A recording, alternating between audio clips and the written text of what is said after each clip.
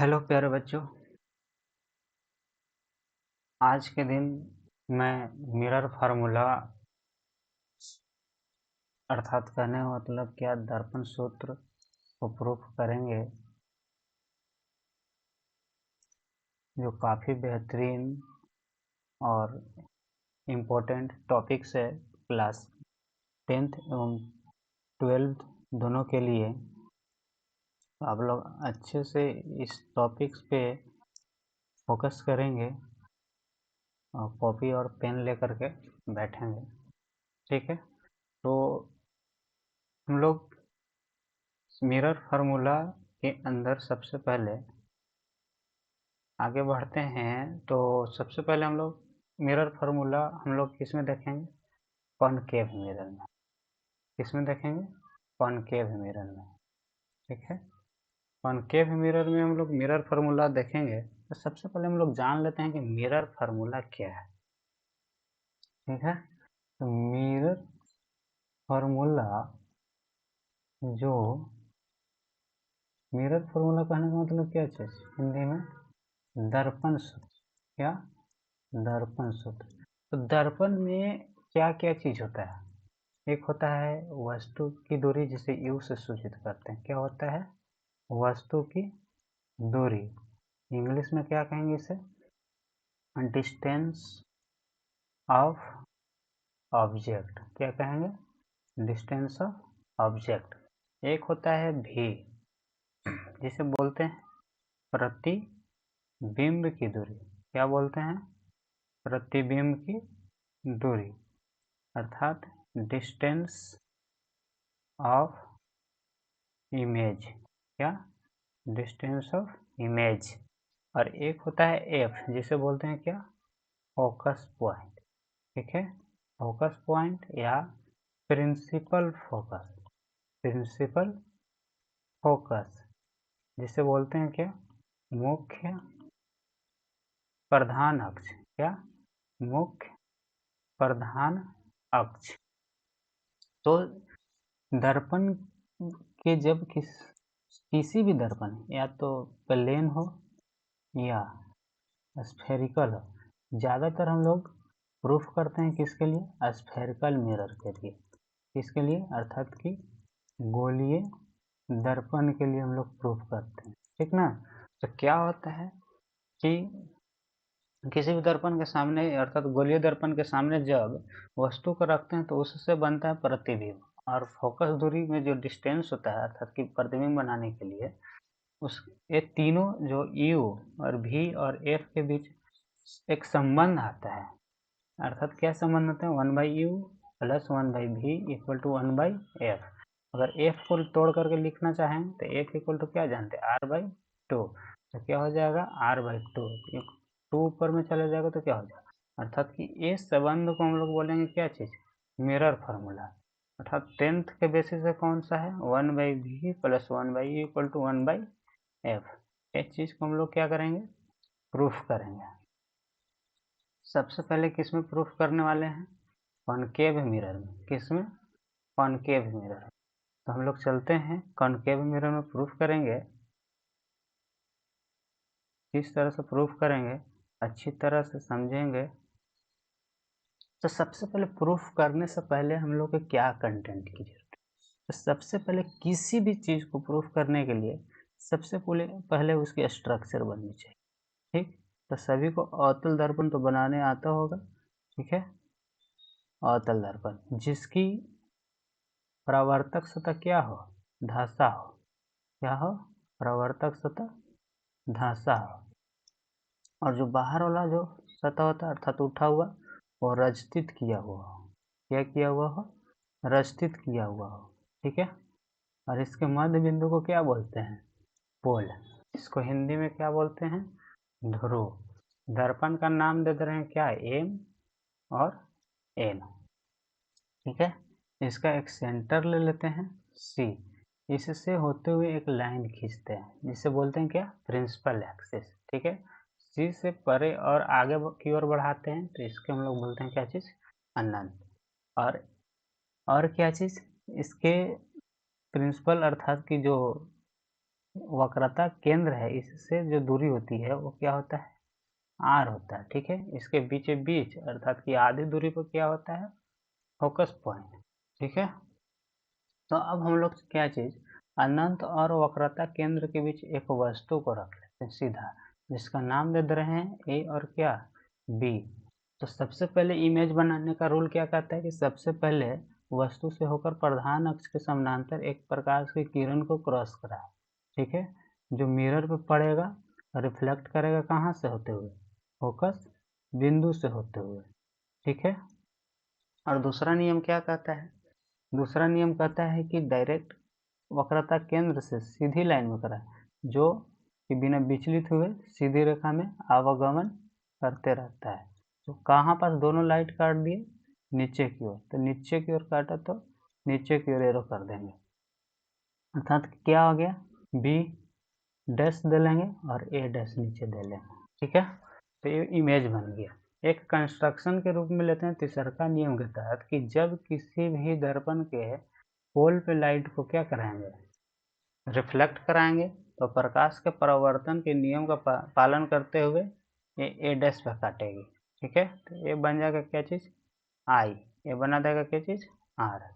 अब हम लोग यहाँ से देखेंगे सभी को दूरियों को चिन्ह परिपाटी के अकॉर्डिंग माप लेते हैं। तो यहाँ से बी से पी तक की दूरी क्या हो जाएगा, माइनस यू, क्या हो जाएगा, माइनस यू, और यहाँ से क्या हो जाएगा, माइनस भी।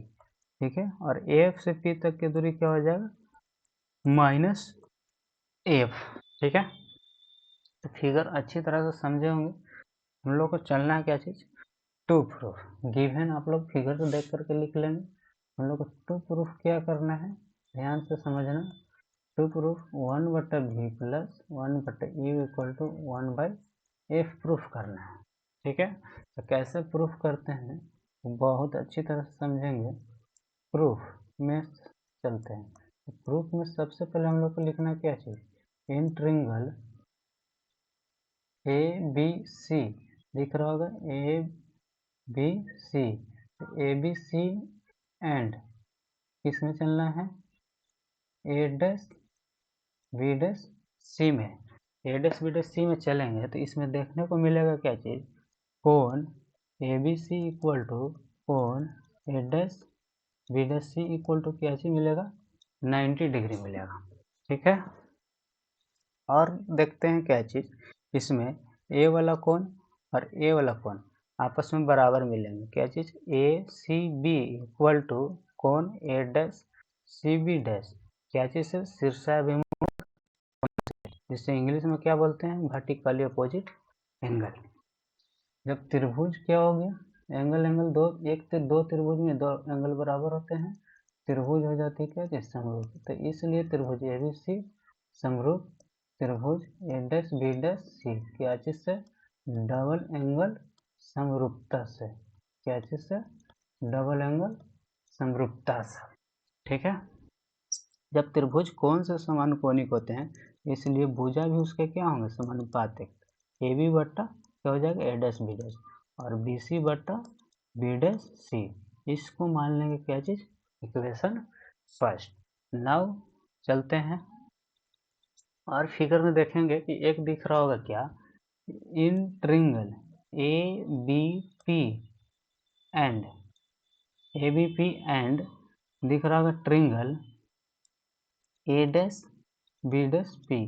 तो इसमें चलते हैं तो मिलता है क्या, A B P equal to कोण A dash B dash P equal to क्या, 90 डिग्री। ठीक, एंड क्या मिलेगा, कोण A P B equal to कोण A dash P B dash, एक कोण आई इक्वल टू क्या चीज़ है, कोण आर, परावर्तन के नियम से। तो इसलिए क्या हो जाएंगे, त्रिभुज ए बी पी समरूप त्रिभुज ए डैश बी डैश पी, क्या चीज़ से, डबल एंगल समरूपता से।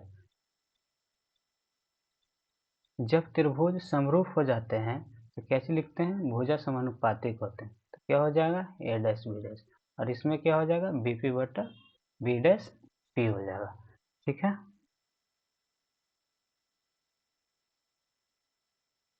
आगे देखना, इसको मान लेंगे क्या, इक्वेशन सेकेंड। अब हम लोग चलेंगे क्या चीज़, फ्रॉम इक्वेशन फर्स्ट एंड किससे चलेंगे, सेकेंड से। तो दोनों में देखेंगे क्या चीज़, ए बी बटा ए डैश बी डैश कॉमन है, तो क्या हो जाएगा हम लोग के लिए फर्स्ट और सेकेंड से, बी सी बटा B dash C equal to B P बटा बी डैश पी। ठीक है, अब इतना चलने के बाद अब हम लोग चिन्ह परिपाटी के अनुसार दूरियां को मापेंगे। तो क्या चीज़ लिखे थे हम लोग, बी सी बटा B dash C equal to B P बटा बी डैश पी। तो बी सी को हम लोग क्या लिख सकते हैं, फिगर के अनुसार बी और सी, तो बी सी को लिखेंगे हम लोग सभी दूरियां कहाँ से मापते हैं, ध्रुव से। कहाँ से मापते हैं, ध्रुव से मापते हैं। ठीक है, तो ध्रुव से सभी दूरियां को मापने के बाद क्या लिखेंगे, ध्रुव से सभी दूरियां को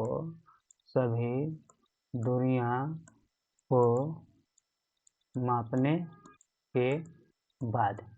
ठीक है, तो सभी दूरियां को माप लेंगे तो बीसी को क्या लिखना पड़ेगा, पूरा लिखते हैं बीपी माइनस क्या लिखना पड़ेगा, पीसी। और बी डैश सी को क्या लिखना पड़ेगा, अर्थात बी डैश सी यहाँ से यहाँ तक का, तो इसको लिखना पड़ेगा PC minus PB dash equal to BP तो खुद मापा हुआ है, ठीक है, क्योंकि माइनस यू है वस्तु की दूरी, और बी डैश पी ये भी मापा हुआ है, ये भी प्रतिबिंब की क्या चीज़ है, दूरी है।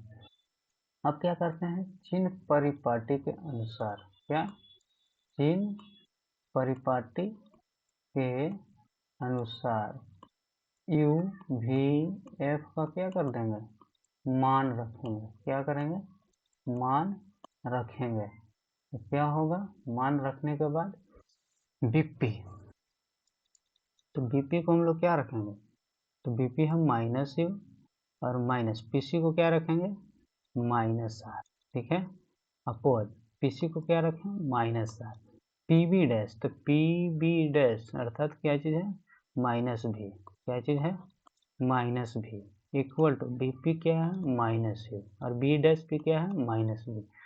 माइनस माइनस क्या हो गया, कैंसिल। और हम लोग क्या जानते हैं, आर इक्वल टू 2f जानते हैं। ठीक है, तो आर की जगह 2f रख लेंगे, तो यू यहाँ पर हो जाएगा क्या चीज़, प्लस 2f, माइनस माइनस से गुना करा दिए, और माइनस 2f प्लस भी इक्वल टू यू बटा भी।